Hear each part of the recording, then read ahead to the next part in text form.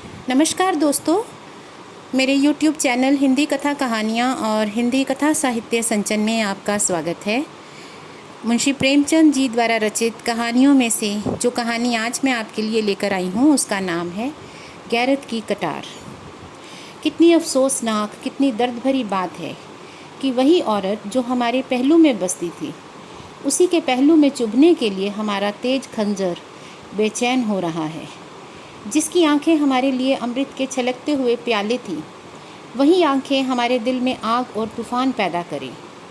रूप उसी वक्त तक राहत और खुशी देता है जब तक उसके भीतर एक रूहानी नेमत होती है और जब तक उसके अंदर औरत की वफा की रूह हरकत कर रही हो, वरना वह एक तकलीफ़ देने वाली चीज़ है, जहर और बदबू से भरी हुई।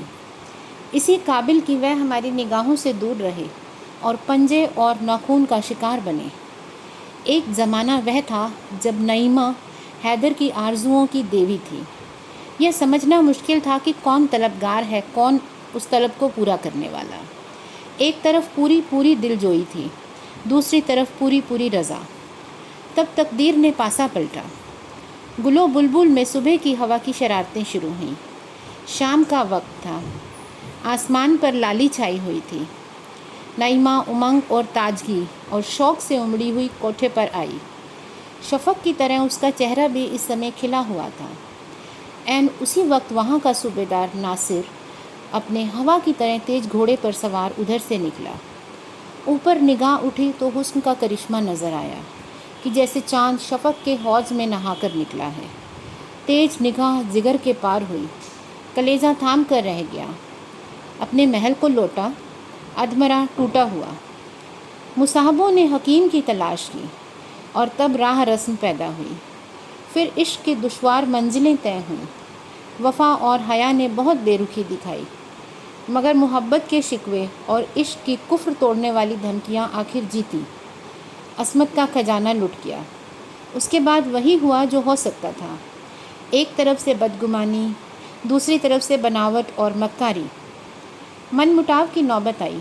फिर एक दूसरे के दिल को चोट पहुंचाना शुरू हुआ, यहाँ तक कि दिलों में मैल पड़ गई और वह एक दूसरे के खून के प्यासे हो गए। नईमा ने नासिर की मोहब्बत की गोद में पनाह ली और आज 1 महीने की बेचैन इंतज़ारी के बाद हैदर अपने जज्बात के साथ नंगी तलवार पहलू में छिपाए हुए अपने जिगर के भड़कते हुए शोलों को नईमा के खून से बुझाने के लिए आया हुआ है। आधी रात का वक्त था और अंधेरी रात थी। जिस तरह आसमान के हर मसरा में हुस्न के सितारे जगमगा रहे थे, उसी तरह नासिर का हरम भी हुस्न के दीपों से रोशन था। नासिर 1 हफ्ते से किसी मोर्चे पर गया हुआ था, इसलिए दरबान गाफिल हैं। उन्होंने हैदर को देखा, मगर उनके मुंह सोने चांदी से बंद थे। ख्वाजा सराओं की निगाह पड़ी, लेकिन वह पहले ही एहसान के बोझ से दब चुके थे। खवासों और कनीज़ों ने भी मतलब भरी निगाहों से उसका स्वागत किया और हैदर बदला लेने के लिए नशे में गुनहगार नईमा के सोने के कमरे में जा पहुंचा, जहां की हवा संदल और गुलाब से बसी हुई थी। कमरे में एक मोमी चिराग जल रहा था और उसी की भेद भरी रोशनी में आराम और तकल्लुफ़ की सजावटें नज़र आती थी, जो सतीत्व जैसी अनमोल चीज़ के बदले में खरीदी गई थी। वहीं वैभव और ऐश्वर्य की गोद में लेटी हुई नईमा सो रही थी। हैदर ने एक बार नईमा को आंख भर कर देखा। वही मोहिनी सूरत थी, वही आकर्षक लावण्य और वही इच्छाओं को जगाने वाली ताजगी। वही युवती जिसे एक बार देखकर भूलना असंभव था। हाँ, वही नईमा थी। वही गोरी बाहें जो कभी उसके गले का हार बनती थी, वही कस्तूरी में बसे हुए बाल जो कभी कंधों पर लहराते थे, वही फूल जैसे गाल जो उसकी प्रेम भरी आंखों के सामने लाल हो जाते थे। इन्हीं गोरी गोरी कलाइयों में उसने अभी खिली हुई कलियों के कंगन पहनाए थे और जिन्हें वह वफ़ा के कंगन समझा था। इसी गले में उसने फूलों के हार सजाए थे और उन्हें प्रेम का हार ख्याल किया था। लेकिन उसे क्या मालूम था कि फूलों के हार और कलियों के कंगन के साथ वफ़ा के कंगन और प्रेम के हार भी मुरझा जाएंगे। हाँ, यह वही गुलाब के से होंठ हैं जो कभी उसकी मोहब्बत में फूल की तरह खिल जाते थे, जिनसे मोहब्बत की सुहानी महक उड़ती थी। और यह वही सीना है जिसमें कभी मोहब्बत और वफ़ा का जलवा था, جو کبھی اس کی محبت کے گھر تھے، مگر جس پھول میں دل کی مہک تھی اس میں اب دغا کے کانٹے ہیں۔ حیدر نے تیز کٹار پہلو سے نکالی اور دبے پاؤں نعیمہ کی طرف آیا، لیکن اس کے ہاتھ نہ اٹھ سکے۔ جس کے ساتھ عمر بھر زندگی کی سیر کی، اس کی گردن پر چھری چلاتے ہوئے اس کا ہردے دروت ہو گیا، اس کی آنکھیں بھیگ گئیں، دل میں حسرت بھری یادگاروں کا ایک طوفان سا اٹھا۔ تقدیر کی کیا خوبی ہے کہ جس پریم کا آرمبھ ایسی خوشی سے بھرپور ہو، اس کا انت اتنا پیڑا جنک ہوگا۔ اس کے پیر تھر تھرانے لگے، لیکن سوابھیمان نے للکارا۔ دیوار پر لٹکی ہوئی تصویریں اس کی اس کمزوری پر مسکرائیں، مگر کمزور ارادہ ہمیشہ سوال اور علیل کی آڑ لیا کرتا ہے۔ حیدر کے دل میں خیال پیدا ہوا، کیا اس محبت کے باغ کو اجاڑنے کا الزام میرے اوپر نہیں ہے؟ جس وقت بدگمانیوں کے انکوے نکلے، اگر میں نے تانوں اور دھکاروں کی بجائے محبت سے کام لیا ہوتا تو آج یہ دن نہ آتا۔ میرے ظلموں نے محبت اور وفا کی جڑ کاٹی۔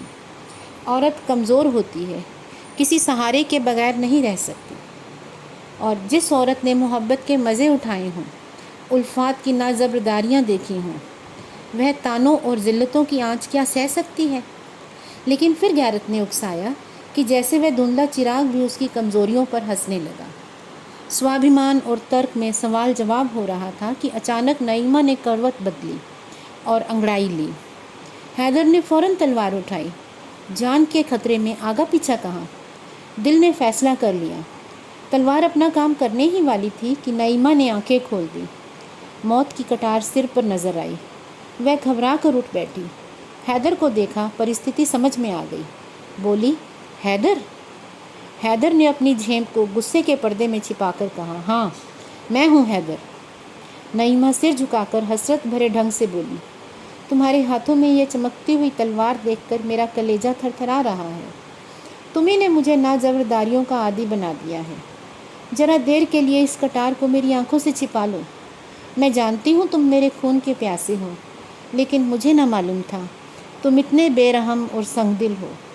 میں نے تم سے دغا کی ہے، تمہاری خطا وار ہوں، لیکن حیدر یقین مانو، اگر مجھے چند آخری باتیں کہنے کا موقع نہ ملتا تو شاید میری روح کو دوزخ میں بھی یہی آرزو رہتی۔ موت کی سزا سے پہلے آپ نے گھر والوں سے آخری ملاقات کی اجازت ہوتی ہے۔ کیا تم میرے لیے اتنی رعایت کے بھی روادار نہ تھے؟ مانا کہ اب تم میرے لیے کوئی نہیں ہو، مگر کسی وقت تھے، اور تم چاہے اپنے دل میں سمجھتے ہو کہ میں سب کچھ بھول گئی، لیکن میں محبت کو اتنی جلدی بھول جانے والی نہیں ہوں۔ اپنے ہی دل سے فیصلہ کرو۔ تم میری بے وفائیاں چاہے بھول جاؤ، لیکن میری محبت کی دل توڑنے والی یادگاریں نہیں مٹا سکتے۔ میری آخری باتیں سن لو اور اس ناپاک زندگی کا حصہ پاک کرو۔ میں صاف صاف کہتی ہوں، اس آخری وقت میں کیوں ڈروں؟ میری جو کچھ درگت ہوئی ہے اس کی ذمہ دار تم ہو۔ ناراض نہ ہونا۔ اگر تمہارا خیال ہے کہ میں یہاں پھولوں کی سیج پر سوتی ہوں تو وہ غلط ہے۔ میں نے عورت کی شرم کھو کر اس کی قدر جانی ہے۔ میں حسین ہوں، نازک ہوں، دنیا کی نعمتیں میرے لیے حاضر ہیں۔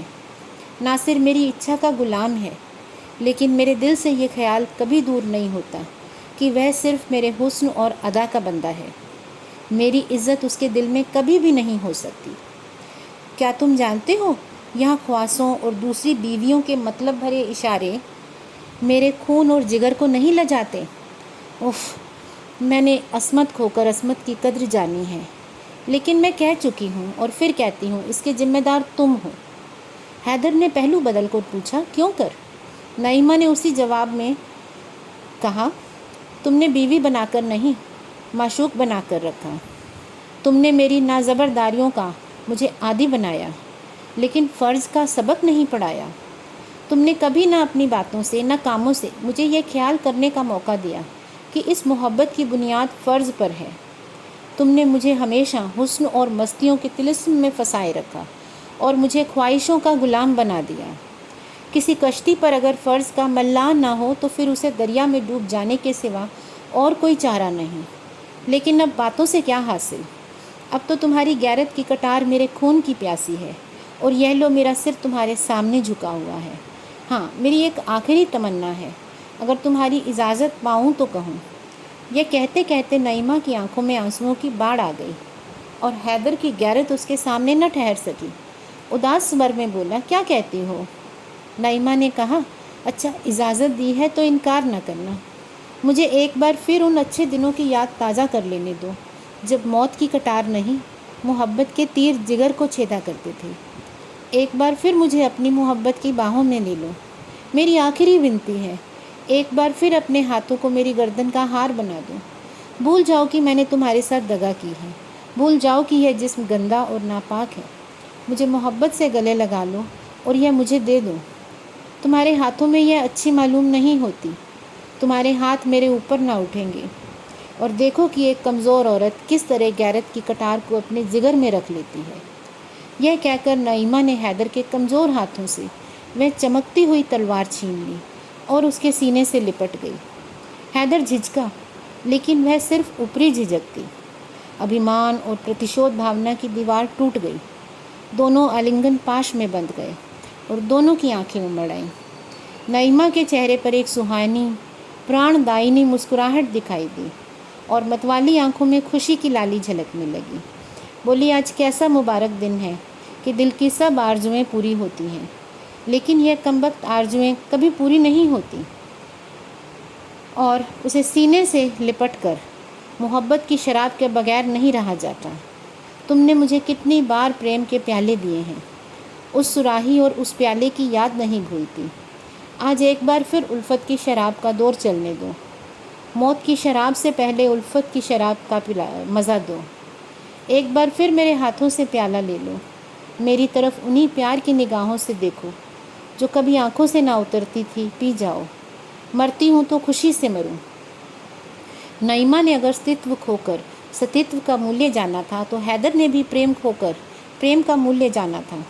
اس پر اس سمے ایک مدہوشی چھائی ہوئی تھی، لجا اور یاچنا اور جھکا ہوا سر۔ یہ غصے اور پرتیشودھ کے جانی دشمن ہیں، اور ایک عورت کے نازک ہاتھوں میں تو اس کی کاٹ سے بھی تیز تلوار کو مات ہوتی ہے۔ انگوری شراب کے دور چلے اور حیدر نے مست ہو کر پیالے پر پیالے خالی کرنے شروع کیے۔ اس کے جی میں بار بار آتا تھا کہ نعیمہ کے پیروں پر سر رکھ دوں اور اس اجڑے ہوئے آشیانے کو آباد کر دوں۔ پھر مستی کی کیفیت پیدا ہوئی اور اپنی باتوں پر، اپنے کاموں پر اسے اختیار نہ رہا۔ وہ رویا، گڑ گڑایا، منتیں کی، یہاں تک کہ ان دغا کے پیالوں نے بھی سر جھکا دیا۔ حیدر کئی گھنٹوں تک بے سدھ پڑا رہا۔ وہ چونکا تو رات بہت کم باقی رہ گئی تھی۔ اس نے اٹھنا چاہا، لیکن اس کے ہاتھ پیر ریشم کی ڈوریوں سے مضبوط بندھے تھے۔ اس نے بھوچک ادھر ادھر دیکھا۔ نعیمہ اس کے سامنے وہی تیز کٹار لیے کھڑی تھی۔ اس کے چہرے پر ایک قاتلوں جیسی مسکراہٹ کی لالی تھی۔ فرضی معشوق کے خونی پن اور خنجر بازی کے ترانے وہ بہت بار گا چکا تھا، مگر اس وقت اسے اس نظارے سے شاعرانہ لطف اٹھانے کا جیوٹ نہ تھا۔ جان کا خطرہ نشے کے لیے ترشی سے زیادہ قاتل ہے۔ گھبرا کر بولا، نعیمہ؟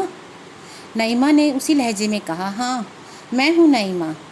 حیدر غصے سے بولا، کیا پھر دغا کا وار کیا؟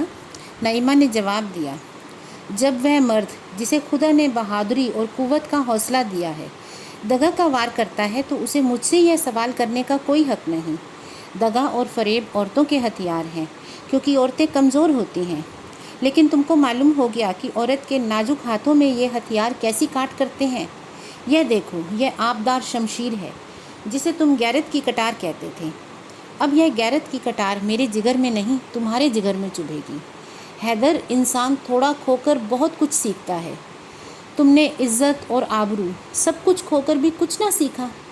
تم مرد تھے، ناصر سے تمہاری ہوڑ تھی، تمہیں اس کے مقابلے میں اپنی تلوار کے جوہر دکھانا تھا، لیکن تم نے نرالا ڈھنگ اختیار کیا اور ایک بےکس عورت پر دغا کا وار کرنا چاہا۔